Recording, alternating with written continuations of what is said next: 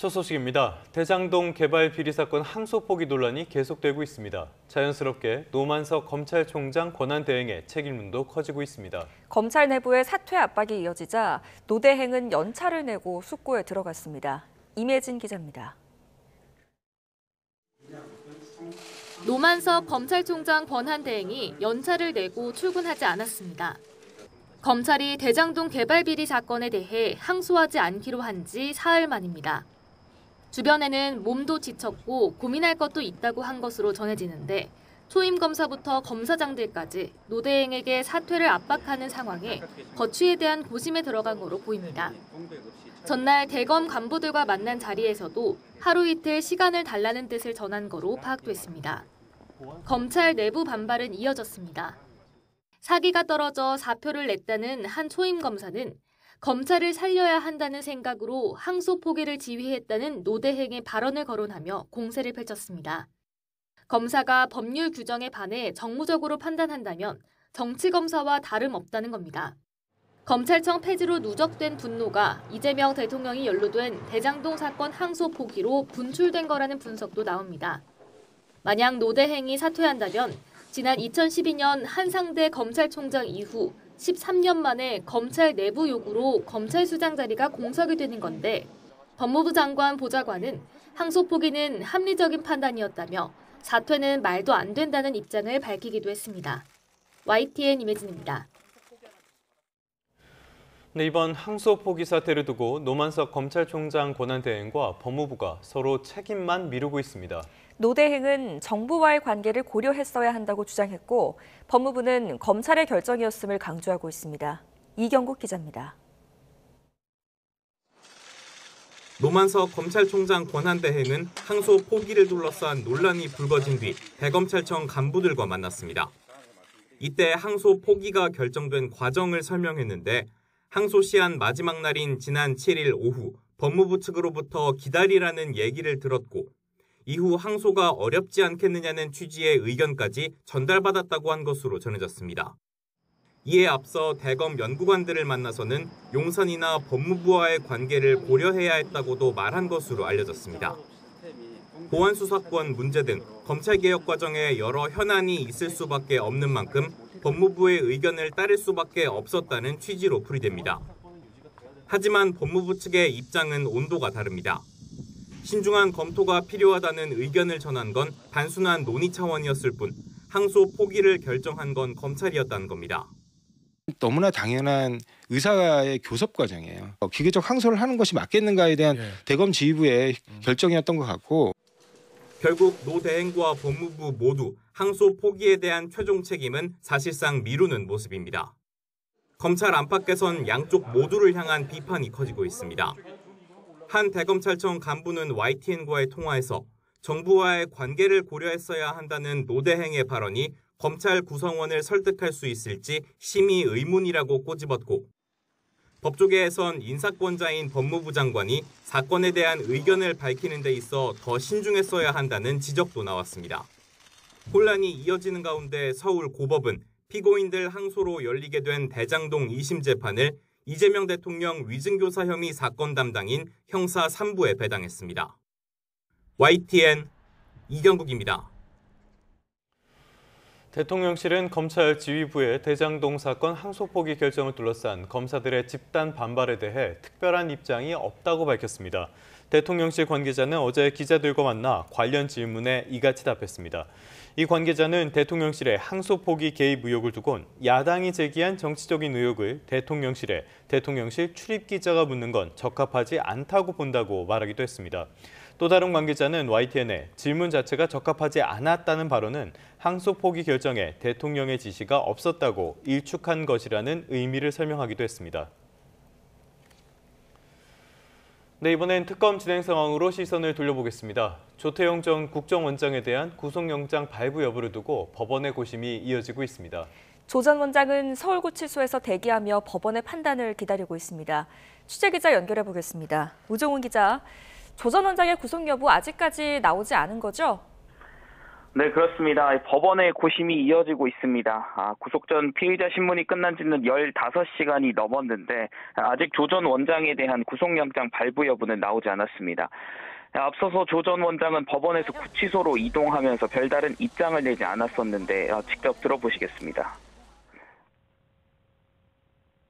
언제 혹시 한 말씀만 해주실 수 있을까요? 다음번에 하겠습니다. CCTV 영상 같은 경우는 본인 영상은 왜 제공 안 하신 건가요? 진술했습니다. 위증 네, 특검은 직무유기 등 혐의를 받는 조 전 원장의 구속 필요성을 강조하기 위해서 법원에 482쪽 분량 의견서를 내고 PPT 151장을 준비했습니다. 특검은 고도의 정치적 중립성과 위기 상황에서 역할이 강조되는 국정원장 직위에 비쳤을 때 조 전 원장 혐의는 구속이 필요할 만큼 중대하고 증거를 인멸할 우려도 있다는 점을 강조했습니다. 조 전 원장은 최후 진술을 통해서 국가안보실장과 국정원장 등 중요 보직을 맡았는데 윤석열 전 대통령을 잘 보필하지 못해 국민에게 송구하다는 말을 한 거로 전해졌습니다. 이와 함께 내란 특검은 내란 중요 임무 종사 등 혐의로 박성재 전 법무부 장관에 대한 구속영장을 다시 청구했습니다. 특검은 영장 기각 이후 압수수색을 통해 앞선 법원의 기각 사유였던 박 전 장관 위법성 인식을 입증할 의미 있는 증거를 발견해 새로운 범죄 사실을 추가했다고 밝혔습니다. 박 전 장관의 구속 전 피의자 신문은 내일 오전 10시 10분 서울중앙지법 남세진 영장전담 부장판사 심리로 진행됩니다. 지금까지 사회부에서 전해드렸습니다. 정부가 지금 진행되고 있는 특검 수사와는 별개로 12.3 비상계엄에 가담하거나 협조한 공직자들을 조사하는 전담기구를 만들기로 했습니다. 이재명 대통령은 당연히 해야 할 일이라며 힘을 실었는데 결과에 따라 대대적인 인사 조치가 뒤따를 것으로 보입니다. 강진원 기자의 보도입니다. 지난해 12.3 비상계엄에 동조한 공직자를 걸러내는 이른바 헌법존중 정부혁신 TF가 국무총리실 주도로 구성됩니다. 특검과는 다른 정부 차원의 조사기구를 새로 만드는 겁니다. 수사와 재판이 길어지면서 계엄에 연루된 인사가 승진 대상에 포함되는 등 부작용이 잇따르고 있다는 판단에 따른 조치입니다. 내란에 가담한 사람이 승진 명부에 이름을 올리게 되는 등의 문제도 제기되고 결국은 이것이 공직 내부에서 헌법 가치를 훼손하는 것이 아니냐 하는 지적이 있고 TF는 오는 21일까지 대통령 직속 기관과 독립기관을 제외한 전체 중앙행정기관 49곳과 총리실에 각각 설치됩니다. 12.3 비상계엄 6개월 전부터 계엄 선포 이후 4개월 이내까지 계엄에 직접 참여하거나 협조한 행위가 조사 대상입니다. 합참과 검찰, 경찰, 기재부, 외교부 등 특히 많은 의혹이 제기된 12개 기관 소속 공직자들을 집중적으로 점검할 거란 게 정부의 설명입니다. 이재명 대통령도 이런 계획에 힘을 보탰습니다. 그 당연히 해야 될 일 같아요. 네. 관여 정도에 따라서 형사 처벌을 할 사안도 있겠고 또는 행정 책임을 물을 사안도 있고 또는 인사상 문책이나 또는 인사 조치를 할 정도의 낮은 수준도 있기 때문에 각 기관에 꾸려질 공직자조사 TF는 내년 1월 31일까지 조사 결과를 총리실 산하의 총괄 TF에 보고할 예정입니다. 이를 토대로 내년 2월 13일 설 연휴 전까진 인사 조치를 마무리하겠다는 구상입니다. 정부는 공직사회가 동요하는 걸 막기 위해 대상을 한정해 단기간에 조사를 끝내고 징계와는 별개로 공적이 밝혀질 경우 포상 등을 추진하기로 했습니다.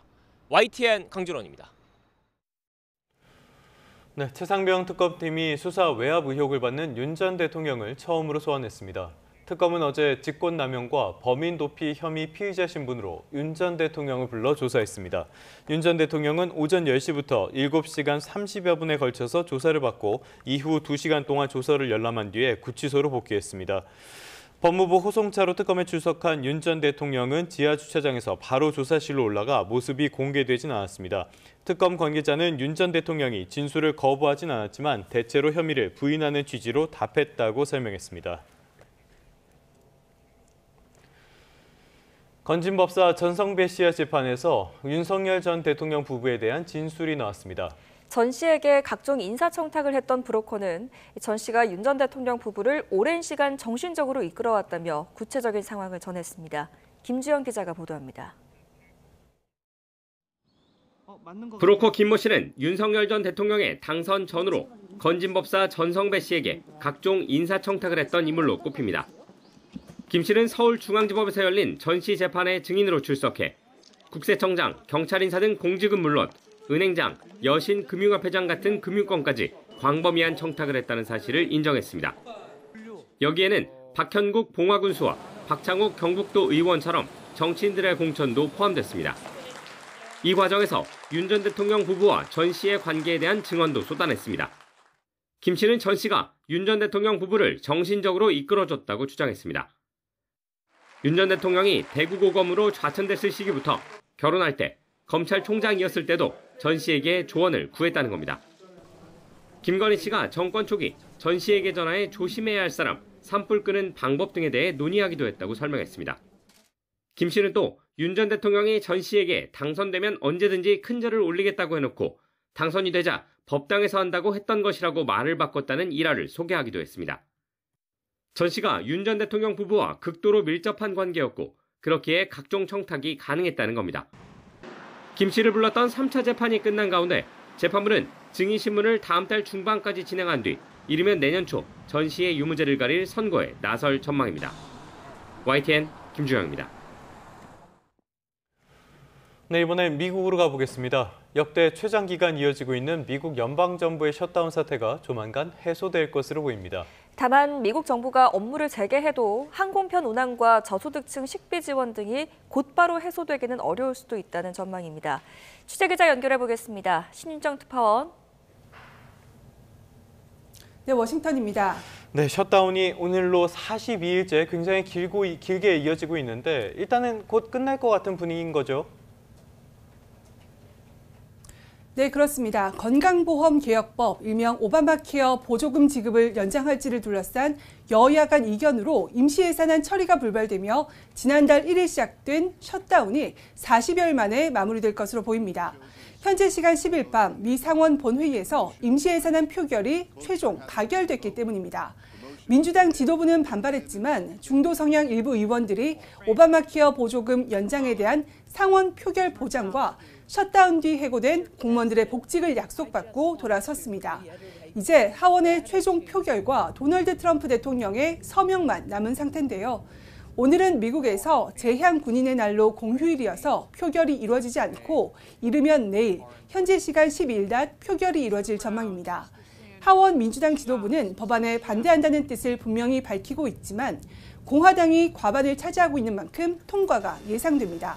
하킴 제프리스 민주당 하원 원내대표의 발언 잠시 들어보시죠.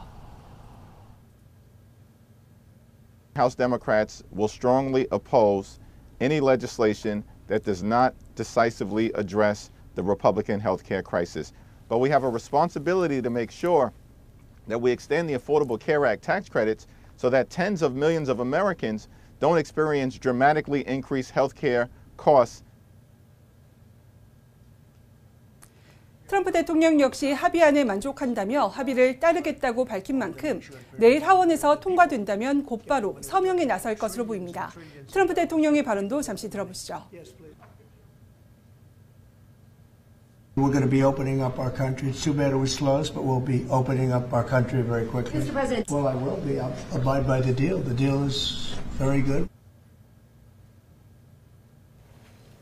네, 셧다운으로 항공편 차질이나 저소득층 식료품 지원 등에서 큰 불편이 이어지고 있었는데 셧다운이 끝나면 언제쯤 정상화될 것으로 보십니까? 네, 오늘도 항공편 1,200편 이상이 취소되거나 지연되면서 항공운항 차질은 이어지고 있는데요. 셧다운이 끝나도 정상화에는 시간이 걸릴 전망입니다. 전국 공항의 항공관제사와 조종사 등을 재배치하는 데에는 추가로 시간이 걸리기 때문입니다. 또 숀 더피 미 교통부 장관은 오늘 인터뷰에서 연방항공청이 현재 관제 인력 부족 등을 이유로 전국 주요 공항에서 시행하고 있는 항공편 감축 조치가 바로 끝나지 않을 수 있다고 말했습니다. 숀 더피 장관의 발언 잠시 들어보시죠. We're going to start to alleviate the restrictions that we're at 6% now. We'll alleviate that only when the data says we should. 미국 내에서는 또 저소득층 4,200만 명을 대상으로 한 식비 지원 프로그램 스냅 운영 차질도 큰 불편을 초래하고 있는데요. 미국인 8명 가운데 1명이 식료품 구매를 위해 이용하는 이 프로그램에 대한 정부 지원이 끊기면서 월급을 못 받으며 일하는 공무원 등은 생계를 걱정해야 할 처지에 놓였습니다. Rather than myself having like a full plate of food along with my kids, I'm making sure that they have a full plate of food and their bellies are full, and I may have either less or I may not eat. 식품 지원 프로그램을 놓고 트럼프 행정부와 일부 민주당 주지사들은 법정 다툼까지 벌이고 있는데요. 미 대법원은 오늘 셧다운이 완전히 끝날 때까지 식품 지원 프로그램 운영 중단을 계속해달라는 트럼프 행정부의 요청에 대해 결론을 내릴 예정입니다. 이에 따라 식료품 지원 전액 지급이 언제 재개될지는 미 대법원과 의회 결정 뒤 확실해질 전망입니다. 지금까지 워싱턴에서 YTN 신윤정입니다. 네, 조금 전에 들어온 소식입니다. 저희가 전화로도 연결했었는데요. 조금 전에 법원이 조태용 전 국가정보원장에 대한 구속영장을 발부했다는 소식이 들어와 있습니다. 법원은 증거인멸 염려의 사유로 구속영장을 발부했다고 밝혔는데요. 조 전 원장은 지금 여러 가지 혐의들을 받고 있습니다. 역시 윤 전 대통령의 비상계엄 선포 계획을 알고도 국회에 보고하지 않았다라는 혐의를 받고 있습니다. 조 전 원장이 이렇게 국가 안전보장에 중대한 영향을 미치는 정보를 미리 알았음에도 국회에 보고해야 되는 국정원장의 의무를 다하지 않았다는 게 특검의 판단입니다. 네, 특검은 앞서서 직무유기 등의 혐의로 구속영장을 청구하면서 이 조 전 원장이 고도의 정치적 중립성과 위기 상황에서 역할이 강조되는 국정원장 직위를 비췄을 때 조 전 원장의 혐의는 구속이 필요할 만큼 중대하고 증거를 인멸할 우려도 있다는 점을 강조한 것으로 전해졌습니다. 다시 한번 전해드립니다. 법원에서 조태영 전 국가정보원장에 대한 구속영장을 발부했다는 소식이 속보로 들어왔습니다. 관련된 소식은 저희가 다시 한번 들어오는 대로 전해드리도록 하겠습니다.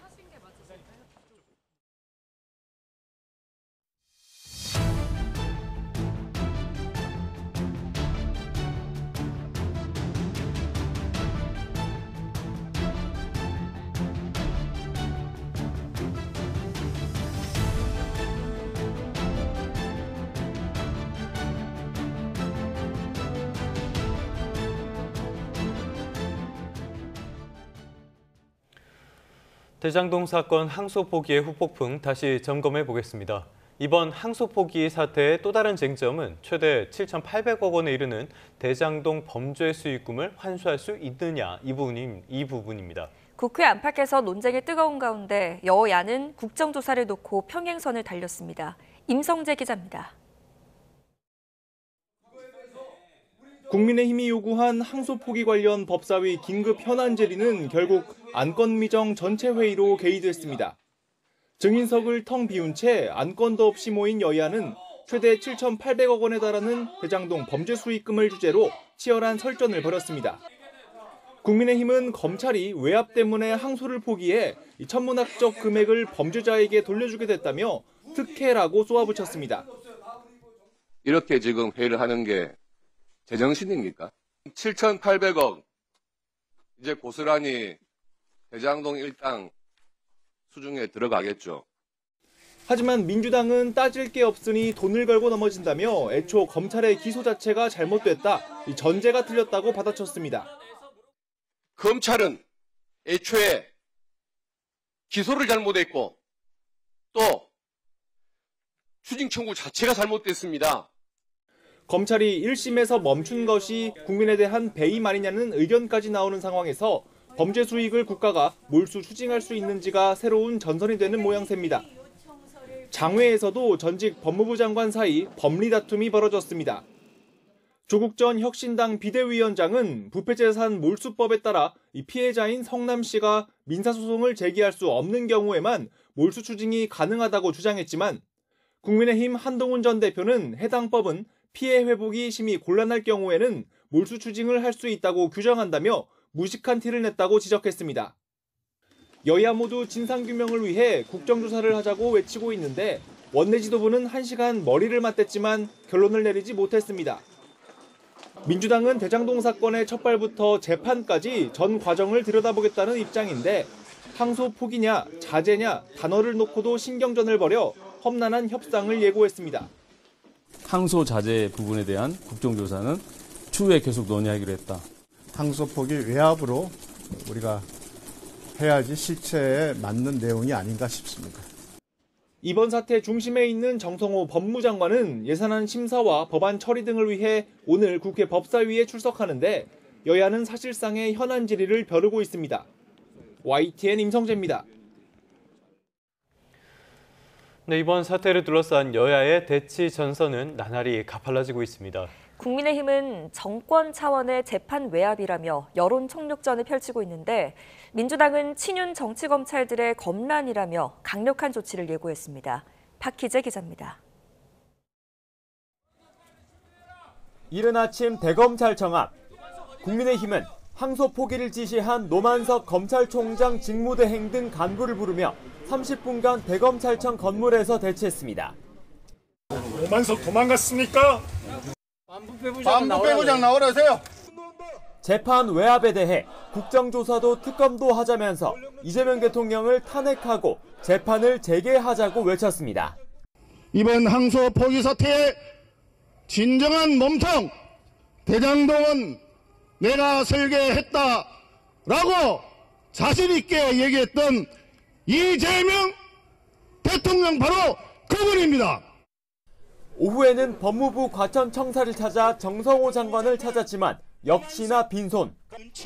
항소에 신중하라는 뜻을 전했다는 전날 정 장관의 발언은 수사 외압이라며 조폭 두목에 비유했습니다. 두 번이나 신중하게 판단하라고 한 것은 법무부 장관이 명백하게 수사 외압을 한 것입니다. 노만석의 난에 이은 정성호 게이트입니다. 반면 더불어민주당은 이번 사태를 친윤석열계 정치검찰들의 항명, 즉 검란으로 규정했습니다. 곧 없어질 검찰 조직이 의도적으로 이번 사태를 키운다는 게 여권의 인식입니다. 정청래 대표는 윤석열 전 대통령 부부 앞에서 초라하고 볼품없던 검사들이 갑자기 힘이 솟았느냐며 조작 기소, 집단 항명한 검사들은 강력한 조치가 필요하다고 직격했습니다. 김건희 사건 있을 때 찍소리도 못하지 않았습니까? 윤석열 구속 취소됐을 때 찍소리도 못하고 즉시 항고하지 말자고 했던 검사들 아닙니까? 법무부 장관이 검찰의 수사 지휘권을 행사했다는 비판은 이렇게 선을 그었습니다. 노만석 대행 같은 경우에도 본인이 의견을 구했다. 지시를 받기보다는 의견을 구했다라고 얘기했고 신중하게 검토해서 저기 판단하면 될 것 같다는 취지의 가벼운 의견을 전달했다는 거지 않습니까? 민주당 일각에선 검찰을 해체할 때까지 이렇게 방치해서는 안 된다. 대통령실 민정수석실이 나서서 공직기강 회의에 대해 감찰해야 한다는 강경한 목소리도 나왔습니다. 민주당은 검찰개혁의 명분이 쌓일 뿐이라며 방어를 넘어 역공에 나서는 분위기인데 국민의힘은 장외투쟁까지 물밑 검토하면서 여론전을 확대할 계획입니다. YTN 박희재입니다. 다음 소식입니다. 이재명 대통령은 주식 장기 투자자 가운데 대주주가 아닌 일반 투자자에게 세제 혜택을 주는 방안을 검토하라고 지시했습니다. 이 대통령은 용산 대통령실에서 주재한 국무회의에서 구윤철 부총리 겸 기획재정부 장관에게 이같이 지시했습니다. 또 국세청이 열심히 잘하고 있는 것 같다고 공개적으로 언급하면서 체납금 관리도 철저히 하는 것이 일자리에도 꽤 도움이 되는 일이라고 격려했습니다. 이재명 대통령은 공연과 스포츠 경기 안표 거래 근절과 관련해 과징금을 3개 부과하는 방안을 검토하라고 지시했습니다. 이 대통령은 국무회의에서 최휘영 문화체육관광부 장관이 안표 처벌 강화와 신고자 포상금 지급 대책을 보고하자 처벌보다 과징금의 효과가 훨씬 크다며 이같이 말했습니다. 이어 형사처벌 강화는 반대한다며 야구장 안표 판매에 법원이 징역형을 선고할 리도 없고 괜히 수사와 재판에 돈만 들고 역량을 낭비하게 된다고 지적했습니다. 네, 조금 전에 보신 것처럼 정부가 코스피 국내 주식시장 부양에 공을 들이고 있는데요. 이 과정에서 약관의 설화도 있었습니다. 권대영 금융위원회 부위원장이 논란이 됐던 비투도 레버리지의 일종이라는 발언에 대해서 사과했습니다.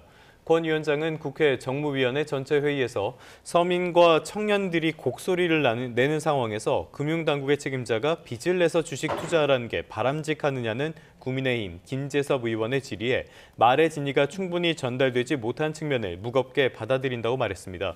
이어 여러 위원님들이 주신 지적을 아프게 받아들이고 깊이 유념하겠다면서 앞으로 표현에 각별히 주의하겠다고 강조했습니다.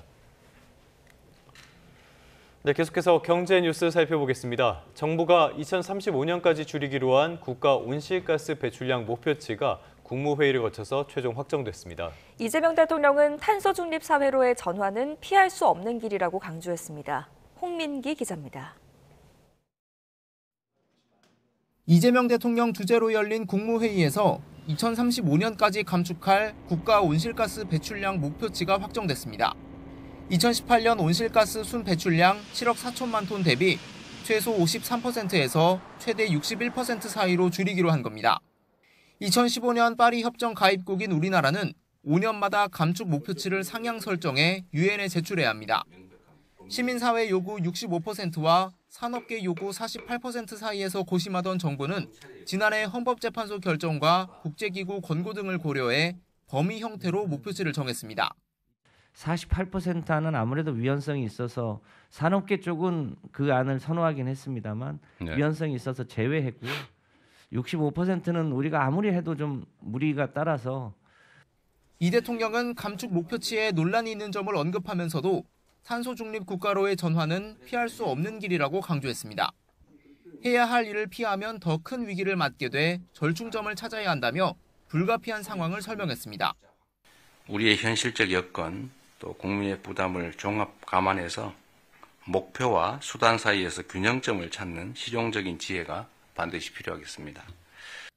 각 부처에는 온실가스 감축 과정에서 나타날 수 있는 국민과 기업의 어려움을 살펴봐달라고 당부했습니다.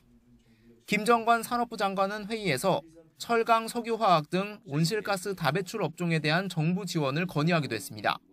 발표할 때는 지원을 해준다고 했다가 실제로 이제 발표하고 나면은 그런 지원들이 없었던 과거 정부의 사례가 있어서.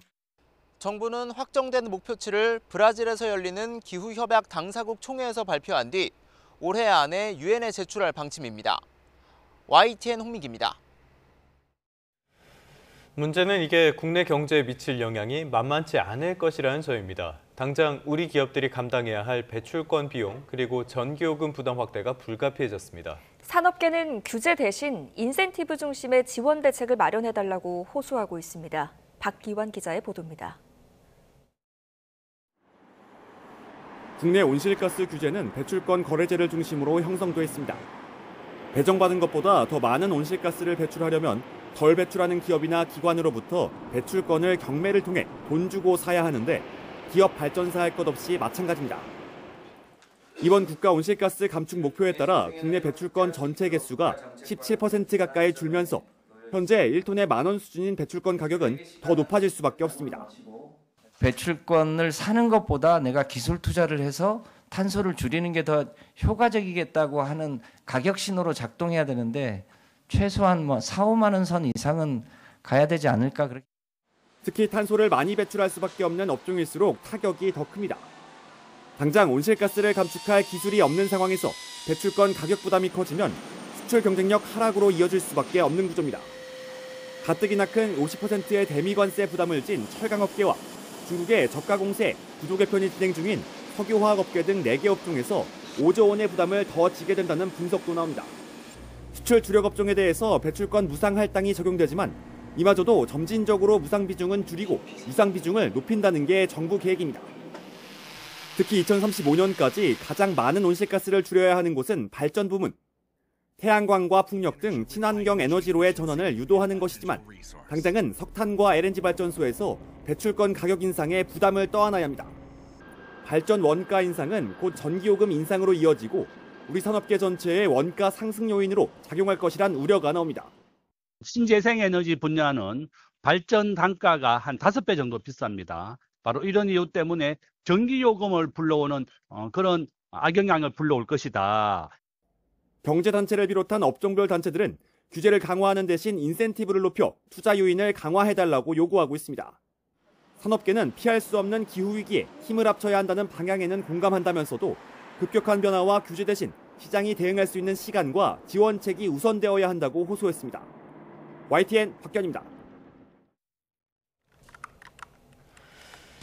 경제 한 줄 뉴스입니다. 국책연구원인 대외경제정책연구원이 내년 세계 경제 성장률 전망을 3%로 0.1%포인트 소폭 상향 조정했습니다. 국내 100대 대기업의 일반 직원 수는 늘고 임원 수는 줄면서 임원 승진 확률이 더욱 감소한 것으로 나타났습니다. 내일이죠. 대학 수학능력시험을 앞두고 시험장에서 사용할 수능 샤프를 중고거래 플랫폼에서 미리 구해 연습하려는 이용자가 급증하고 있습니다. 지난달 한국인이 가장 오래 사용한 인공지능 챗봇 앱으로 오픈AI의 챗GPT를 제치고 국산 인공지능 제타가 선정됐습니다. 지금까지 경제 한주 뉴스였습니다. 수능 예비 소집일인 오늘은 큰 일교차만 염두에 두신다면 날씨로 인한 불편은 없겠습니다. 점차 추위가 풀리겠는데요. 수능일인 내일도 맑고 온화하겠지만 아침 안개와 함께 서쪽 지역은 공기도 탁할 수 있어서 고사장으로 향하실 때 참고하셔야겠습니다. 오늘 전국이 대체로 맑겠습니다. 남해안과 제주 해안에서는 너울성 파도가 높게 일해서 해안가 안전사고에 유의하셔야겠습니다. 오늘 아침 기온은 어제보다 2도가량 높게 출발합니다. 현재 서울이 6.3도, 대구는 3도를 보이고 있습니다. 한낮에는 서울 16도, 대구 17도, 광주 18도, 부산은 20도까지 오르겠습니다. 당분간 대체로 맑은 가운데 주 후반까지는 온화한 가을 날씨가 이어지겠습니다. 다만 다음 주에는 강한 한기가 내려와 서울도 영하권으로 떨어지는 등 겨울 추위가 찾아오겠습니다. 날씨였습니다.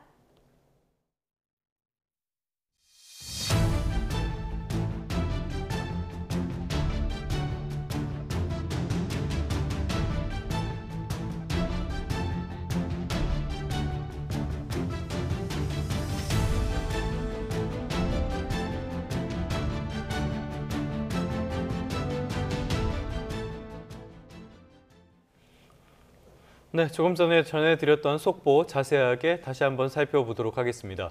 직무유기 같은 혐의들을 받고 있는 조태용 전 국정원장이 구속됐습니다. 법원은 조 전 원장이 증거를 인멸할 염려가 있다며 구속영장을 발부했습니다. 취재기자 연결해 보겠습니다. 우종훈 기자, 법원이 조금 전에 조 전 원장에 대한 구속영장을 발부했죠? 네, 그렇습니다. 조태용 전 국정원장이 구속됐습니다. 법원은 구속 전 피의자 신문을 마치고 15시간 반가량 고심을 거쳐 구속영장을 발부를 했습니다. 법원은 조 전 원장이 증거를 인멸할 염려가 있다는 점을 구속 사유로 들었습니다. 이에 따라 구치소에서 대기하며 법원 판단을 기다리던 조 전 원장은 입소 절차를 밟을 것으로 보입니다. 앞서 특검은 직무유기 등 혐의를 받는 조 전 원장의 구속 필요성을 강조하기 위해 법원에 482쪽 분량 의견서를 내고 PPT 151장을 준비했습니다. 특검은 고도의 정치적 중립성과 위기 상황에서 역할이 강조되는 국정원장 직위에 비쳤을 때 조 전 원장 혐의는 구속이 필요할 만큼 중대하고 증거를 인멸할 우려도 크다는 점을 강조했습니다. 조 전 원장은 최후 진술에서 국가안보실장과 국정원장 등 중요 보직을 맡았는데 윤석열 전 대통령을 잘 보필하지 못해 국민에게 송구하다는 말을 한 거로 전해졌는데요. 결국 구속을 면하진 못했습니다. 이와 함께 내란 특검은 내란 중요임무 종사 등 혐의로 박성재 전 법무부 장관에 대한 구속영장을 다시 청구했습니다. 특검은 영장 기각 이후 압수수색을 통해 앞선 법원의 기각 사유였던 박 전 장관 위법성 인식을 입증할 의미 있는 증거를 발견해 새로운 범죄 사실을 추가했다고 밝혔습니다. 박 전 장관의 구속 전 피의자 신문은 내일 오전 10시 10분 서울중앙지법 남세진 영장전담 부장판사 심리로 진행됩니다. 지금까지 사회부에서 전해드렸습니다. 이번엔 울산으로 가보겠습니다. 지난 6일에 무너진 울산 화력발전소 보일러타워 양옆에 있는 타워 2기가 발파 해체됐습니다. 구조와 수색의 걸림돌이 제거돼 매몰자리 찾는 작업이 속도를 내고 있습니다. 오태인 기자입니다. 4, 2, 1, 발파! 신호에 맞춰 화력발전소 보일러타워 기둥 아래에서 폭약이 터집니다. 귀를 찢는 듯한 굉음과 함께 뿌연 먼지 구름이 일고 파편이 튀더니 높이 60m가 넘는 대형 구조물 2기가 폭삭 주저앉습니다. 엄청난 폭발 충격으로 팀파편은 폭파 현장에서 300m 떨어진 통제구역 밖까지 날아들었습니다. 연기처럼 퍼진 분진 속에 무너져 내린 구조물은 지난 6일 붕괴한 보일러타워 5호기 양옆에 있었던 4, 6호기입니다. 전문가들과 함께 4, 6호기 발파에 필요한 안전 진단을 실시했고 발파 장소 인근 반경 1km 내에 위치한 기관의 통보를 완료했으며 경찰에서는 인근 도로를 진공 상태로 유지했습니다. 4, 6호기 발파 해체는 사고 발생 이틀 뒤인 지난 8일 결정됐습니다. 사고 전 취약화 작업이 거의 마무리 단계까지 진행돼 작은 충격에도 무너질 수 있는 불안정한 상태였습니다.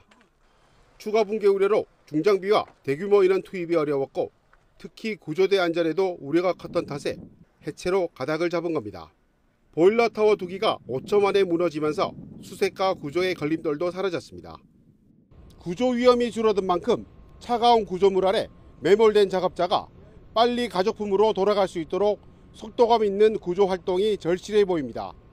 YTN 오태인입니다.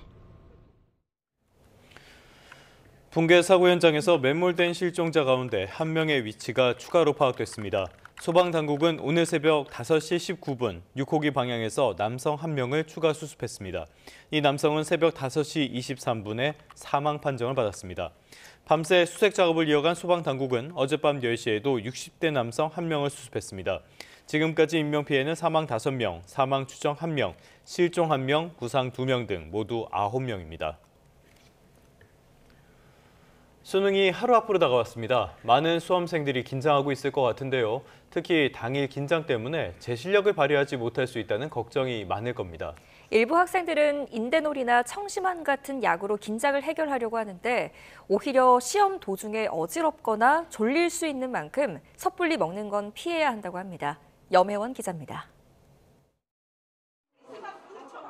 하루 시험으로 긴 수험 생활 동안 갈고 닦은 실력을 발휘해야 하는 수능. 점점 커지는 긴장감이 시험 당일까지 이어질까 걱정되는 학생과 학부모들은 해결책으로 약을 떠올리기도 합니다. 인대놀이나 우황청심환이 대표적입니다. 일부 효과를 보는 경우도 있을 수 있지만 갑자기 먹는 것은 피하는 게 낫습니다.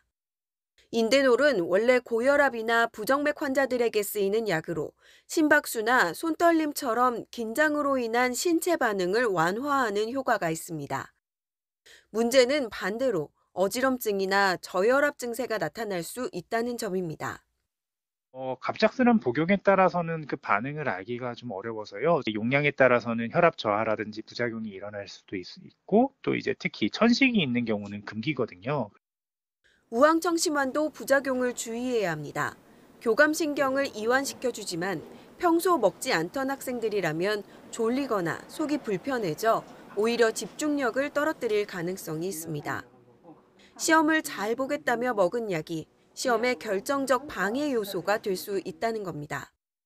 그래서 시험 당일 처음 복용하는 것을 권장하진 않습니다. 한의사와 진료 상담 후에 미리 복용하고 상태를 체크하고 그리고 시험 당일에도 복용하는 것이 가장 안전하고 효과적입니다. 이보다는 평소 하던 공부 습관을 유지하면서 가벼운 스트레칭, 심호흡으로 긴장감을 낮추고 작은 초콜릿 등으로 당을 보충해 집중력을 높이는 것이 좋습니다. 특히 나는 할 수 있다.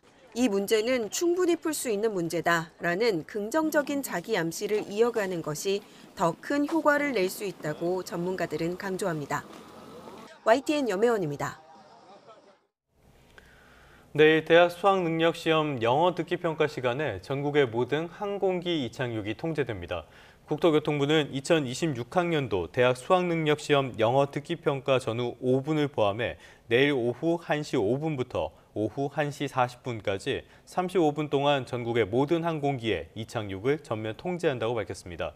항공기 소음을 방지하기 위해서 이 시간대에 비상 및 긴급 항공기를 제외한 모든 항공기 이륙을 금지할 예정이고요.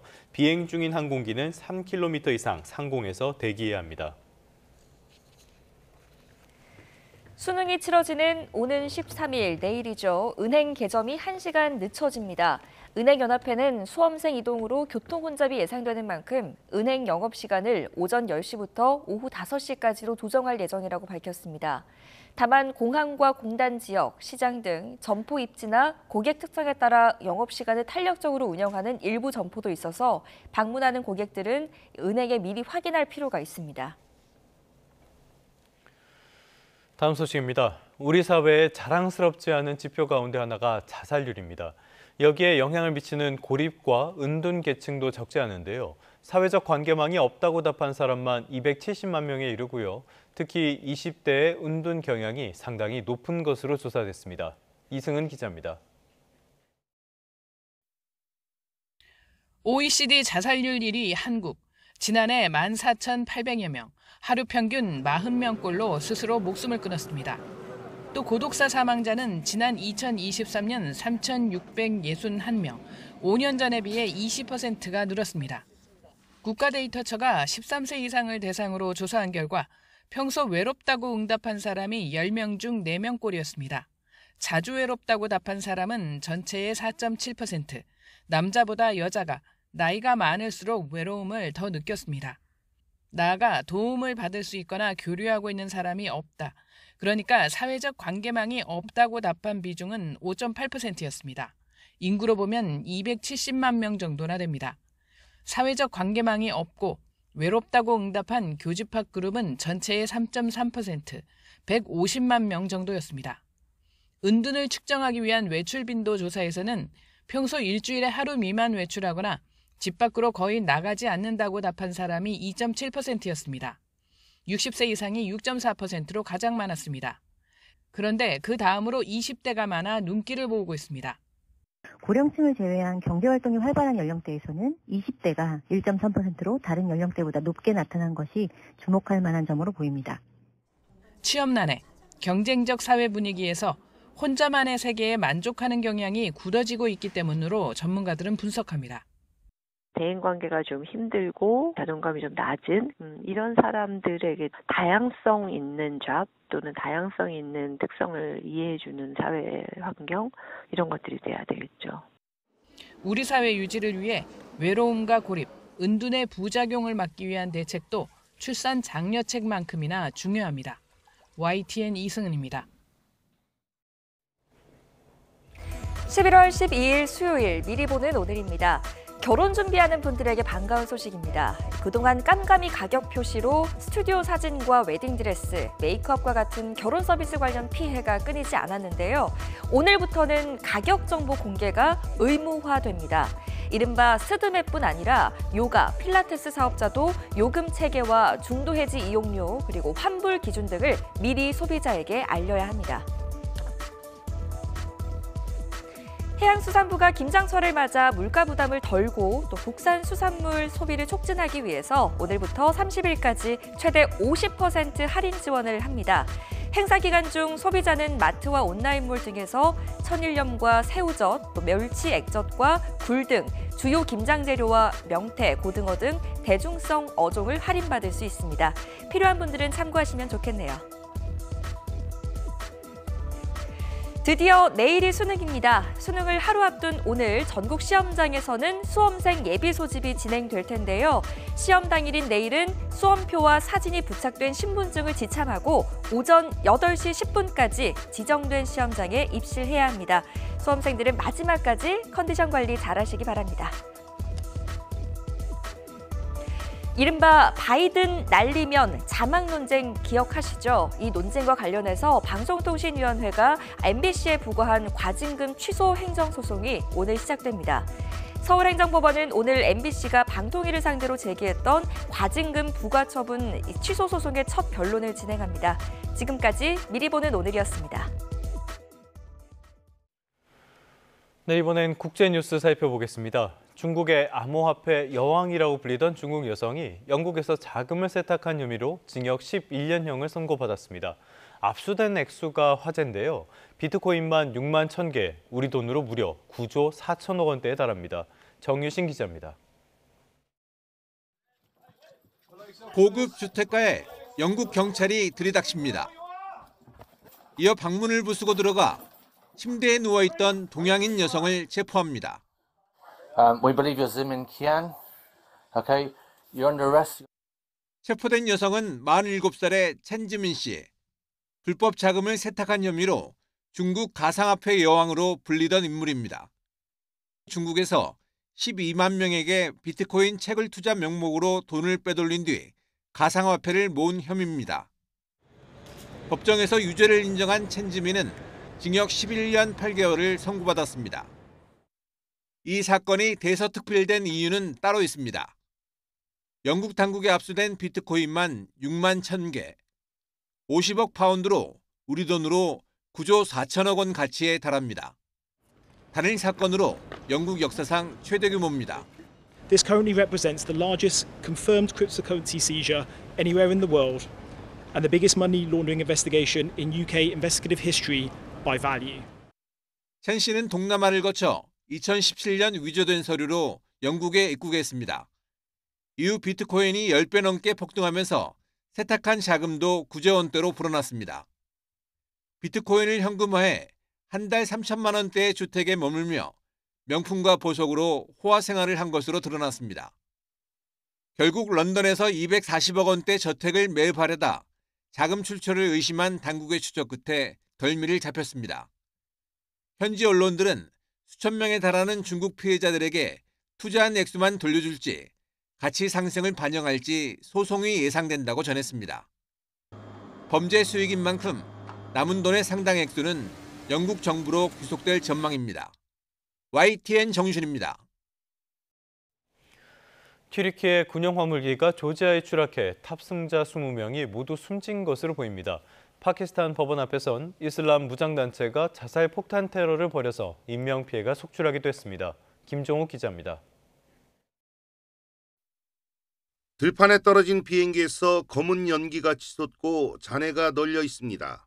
아제르바이잔에서 이렇게 귀국하던 튀르키예 군용 C-130 화물기가 아제르바이잔 국경에서 5km 떨어진 조지아 동부 시그나기 지역에 추락했습니다.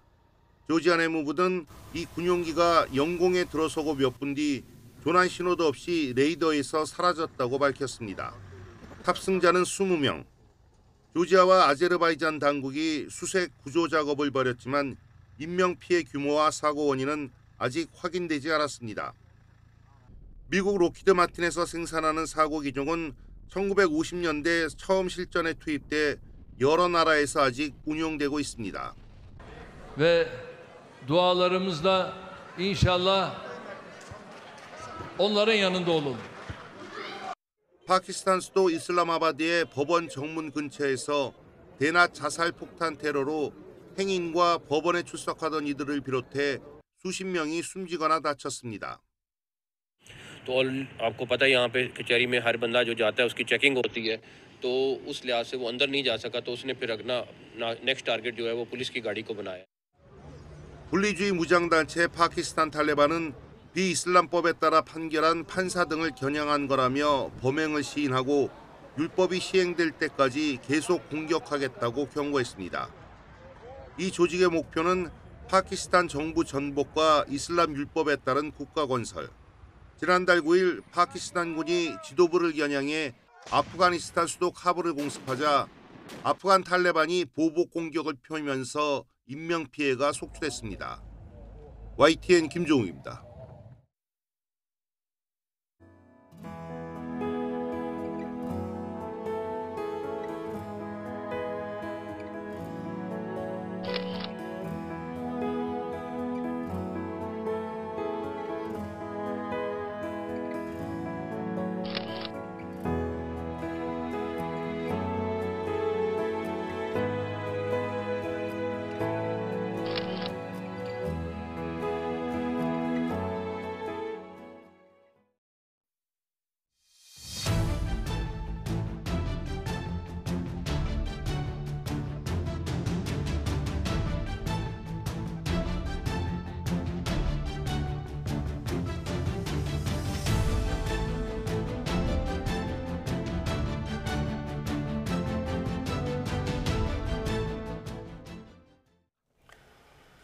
종묘 재개발 여부를 놓고 논란이 커지고 있습니다. 재개발 구역 토지 소유주들은 사업 추진을 막으면 법적 대응에 나서겠다고 밝혔습니다. 오세훈 서울시장이 거듭 정부에 토론을 제안하고 있는데 여당의 차기 서울시장 후보군까지 논쟁에 가세하고 있습니다. 양희력 기자가 보도합니다. 세운 4구역 땅주인들이 한자리에 모였습니다. 세계유산인 종묘의 가치가 훼손될 우려가 있다며 재건축 계획을 저지하겠다는 정부에 반발했습니다. 이들은 20년 동안 개발을 추진해왔지만 아직 착공도 못해 누적된 채무만 7천억 원이 넘는다고 하소연했습니다. 이런 상황에서 정부가 재개발 사업을 막으면 손해가 막심하다며 민형사상 책임을 묻겠다고 목소리를 높였습니다. 세운 4구역 재개발 사업 추진을 불가능하게 한다면 우리 주민들은 국가유산청 등의 부당한 행정행위에 대한 책임을 물어 오세훈 서울시장은 종묘 앞 재개발로 인한 세계유산 지정 해제 가능성은 기우에 불과하다고 선을 그었습니다. 높이 142m에 이르는 건물을 지어도 500m 떨어진 종묘 정전에는 그림자가 지지 않는다고 강조했습니다. 이를 입증하는 컴퓨터 시뮬레이션 자료도 조만간 공개하겠다며 정부에 거듭 토론을 요구했습니다. 세계유산 지정이 취소되는 게 걱정이 되면 논의 과정부터 이런 갈등의 형태가 아니라 협업의 형태로 만들어주셔서 갈등 요소를 줄여주는 게 그게 정부가 할 일이고. 반면 여권에서는 차기 서울시장 후보군이 종묘 앞 재개발 논란에 가세했습니다. 문화유산의 가치는 한 번 잃으면 되찾을 수 없다며 시대착오적인 초고층 건물 개발 계획을 철회하라고 촉구했습니다. 반드시 종묘를 지켜내고 유네스코 문화유산으로서의 가치를 우리 자손 후대에 길이 보존할 수 있도록 끝까지 저지할 것입니다. 내년 지방선거를 앞두고 종묘 앞 재개발을 둘러싼 논쟁이 정치권으로 확산하면서 논란은 당분간 이어질 전망입니다. YTN 양일혁입니다. 넷플릭스 드라마 오징어 게임에 출연해 인기를 끈 배우 오영수 씨가 강제추행 혐의 2심 재판에서 무죄를 선고받았습니다. 재판부는 실제로 범행을 했는지 의심이 들 땐 피고인의 이익에 따라야 한다고 무죄 선고 이유를 밝혔습니다. 양동훈 기자입니다. 배우 오영수 씨는 넷플릭스 드라마 오징어 게임에 출연하며 골든글로브 나무조연상을 받는 등 큰 인기를 끌었습니다. 하지만 몇 달 지나지 않아 강제추행 혐의로 재판에 넘겨지며 법원에서 기자들 앞에 서게 됐습니다. 당시 오 씨는 강제추행은 없었다며 범행을 강하게 부인했습니다. 감히 전혀 인정하지 않으시는 거예요? 인정 안 합니다. 지난해 1심 법원은 오 씨에게 징역 8개월에 집행유예 2년을 선고했습니다. 지난 2017년 연극 공연을 위해 지방에 머물던 당시 피해자를 껴안고 입맞춤하는 등 강제추행했다는 검찰의 공소 사실을 모두 인정한 겁니다. 이후 오 씨와 검찰은 모두 항소했고 항소심 법원은 1년 반 넘게 이어진 재판 끝에 원심을 깨고 오 씨에게 무죄를 선고했습니다. 재판부는 두 사람 사이에 포옹이 있었던 점은 인정되지만 이것만으로는 강제추행죄가 성립된다고 보기 어렵다고 밝혔습니다.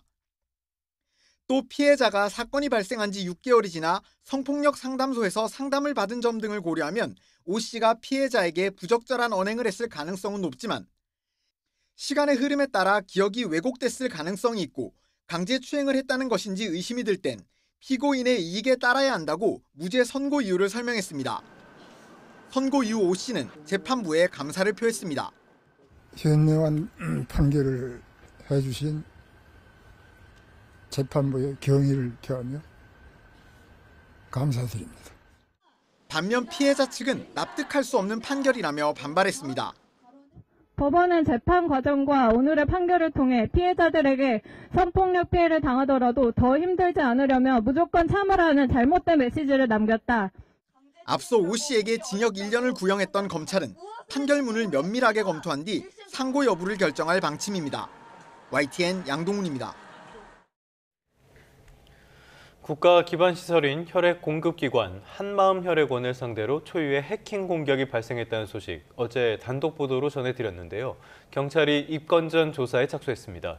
해커들의 협박 메시지가 발견된 서버에서 실제 개인정보가 유출됐는지 등을 확인할 것으로 보입니다. 역시 이현정 기자가 단독 취재했습니다.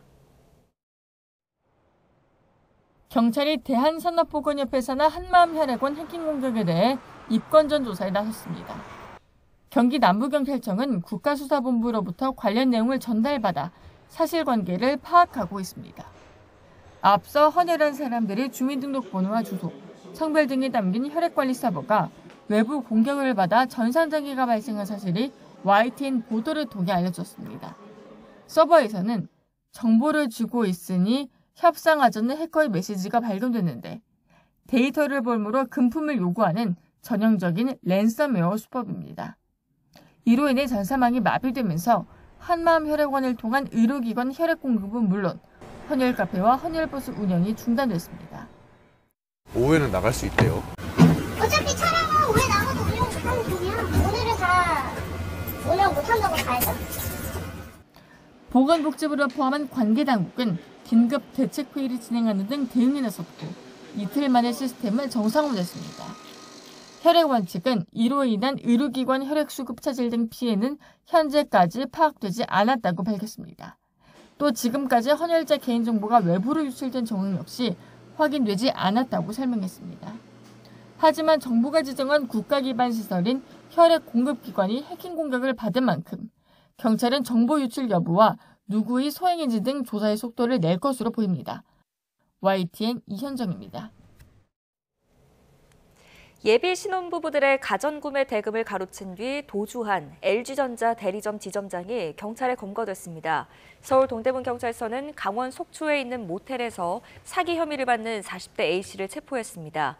A씨는 예비 신혼부부 등 고객들로부터 수백만 원에서 수천만 원 상당의 가전제품 대금을 받아 챙긴 뒤 잠적한 혐의를 받고 있습니다.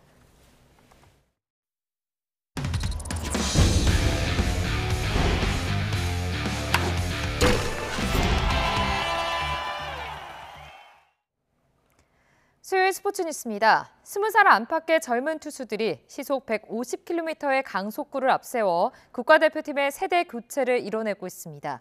역대 가장 빠른 마운드라는 찬사 속에 한일전 9연패 고리를 끊을지 주목됩니다. 이정미 기자입니다. 준 플레이오프에서 한유섬을 삼진으로 잡아내며 환호했던 배찬승. 한국 시리즈에서 위기를 침착하게 넘겼던 정우주. LG의 한국 시리즈 우승에 힘을 보탠 김영우. 지난 주말 체코와의 평가전에서 대표팀 데뷔전을 치른 신인 투수 3인방의 평균 투구 속도는 시속 150km를 넘습니다. 2년 전 대표팀에 비해 공이 압도적으로 빨라졌습니다. 모두 올해 19살로 처음 성인 국가대표팀에 발탁됐습니다. 여기에 최고 시속 152km를 던진 20살 김태견까지. 안정적인 강속구 피칭이 가능해진 대표팀 투수의 평균 나이는 22살에 불과합니다. 명실상부 대표팀의 세대 교체를 이끌고 있는 겁니다. 네, 작년과 다르게 후배도 있고 또 친구도 있다 보니까 좋은 것 같고 야구 얘기도 같이 많이 하는데 서로 도움도 많이 되고 확실히 좋은 것 같습니다. 강속구에 선배들의 칭찬도 쏟아지지만 일본전을 앞두고는 걱정도 많습니다. 정교한만큼 힘 대 힘은 아닌 것 같아가지고 좀 더 제가 지금 던질 수 있는 공에 좀 더 정확히 코스에 던지고 싶습니다. 최근 일본과의 대표팀 경기에서 9경기를 내리진 우리 대표팀은 큰 폭의 세대 교체에 따른 부족한 경험이 약점으로 꼽힙니다. 도쿄돔을 경험을 해본 선수가 9명밖에 없어요. 33명에서 그만큼 20명 이상의 선수들이 지금 처음 도쿄돔을 가봐서 이제 게임을 해야 되거든요. 하지만 메이저리거들이 불참하는 상황에서 강속구를 앞세운 젊은 투수들이 당찬 투구를 선보인다면 의외의 성과를 얻을 수도 있습니다. 체코전을 통해 젊은 투수들의 저력을 확인한 야구 대표팀은 고척돔 훈련을 일단락하고 숙적 일본과의 평가전을 위해 도쿄돔으로 출발합니다. YTN 이정미입니다. 11월 A매치 2연전을 앞둔 홍명보의 중원 공백을 어떻게 메울지가 최대 관심사입니다. 황인범과 백승우가 부상으로 빠지면서 옌스 카스트로프에 대한 기대가 커지고 있습니다. 이대건 기자의 보도 보시고요. 스포츠 뉴스는 내일 돌아오겠습니다. 축구 종합센터를 찾은 팬들이 지켜보는 가운데 옌스 카스트로프가 어느 때보다 훈련에 열을 올립니다. 높은 활동량과 거침없는 수비 능력으로 팀의 활력을 불어넣는 투지 넘치는 미드필더입니다. 그만큼 2선과 3선을 오가며 다양한 역할을 소화할 수 있습니다. 중원 사령관 황인범과 수비형 미드필더 백승호의 부상 공백으로 인해 대표팀의 키 플레이어로 주목받습니다. 9월 A매치 2연전에 모두 출전했고 지난달 브라질전에서도 뛸 만큼 홍명보 감독의 신임이 두텁습니다. The coach and the team needs me on a different position and then I need to be ready. So I think my best position is the midfield, but I need to be focused on a lot more than just one position. 프랑스 낭트에서 뛰는 권혁규도 중원 공백을 메울 자원인데 카스트로프와 함께 A매치 경험이 적다는 게 아쉬운 부분입니다. 이동경이 빠진 윙어 경쟁은 여전히 치열합니다. 이 가운데 8달 만에 태극마크를 단 양민혁은 그 사이 리그 적응력을 한껏 끌어올렸습니다. 저의 피니시 능력을 좀 더 대표팀에서 보여주고 싶고 또 이번에 저에게 기회가 얼마나 올지 모르겠지만 기회가 주어진다면 또 골도 넣고 싶은 마음이 있는 것 같아요. 이번 12월까지 3차례 A매치를 거치면 최종 명단은 80%가량 정해져 이번 2연전에서 홍명보 감독의 눈도장을 받기 위한 경쟁이 더욱 뜨거울 전망입니다. YTN 이더훈입니다.